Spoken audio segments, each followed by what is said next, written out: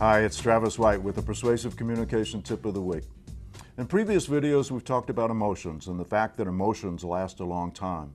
So when you give a presentation, oftentimes you'll have facts and data, and your audience, by and large, will forget those facts and data fairly quickly.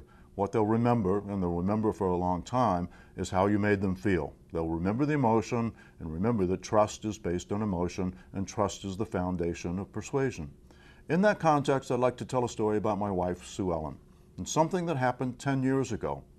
In our neighborhood in Denver, our neighbors, the Mullers, wanted to renovate their house 10 years ago. It was a complicated renovation. The project lasted 7 or 8 months, including a long and very hot summer.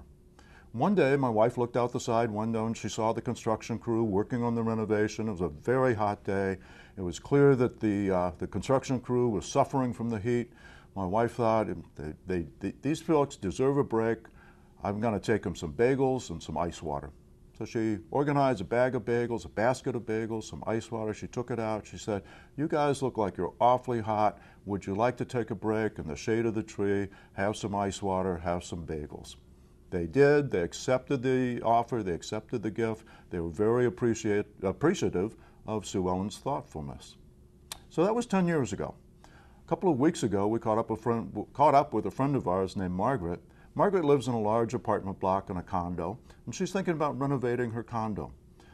Another condo in that same apartment block is under renovation. Construction crew is there. Margaret dropped by to talk to the construction crew, asked them if they might be interested in renovating her condo as well.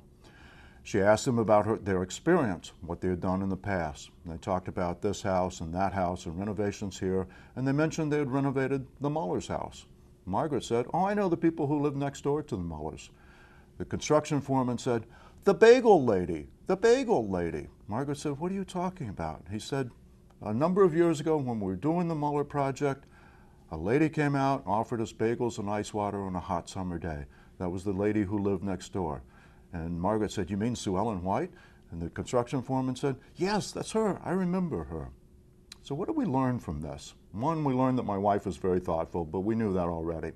Two, a bag of bagels created an emotion, created a memory that lasted 10 years. All right?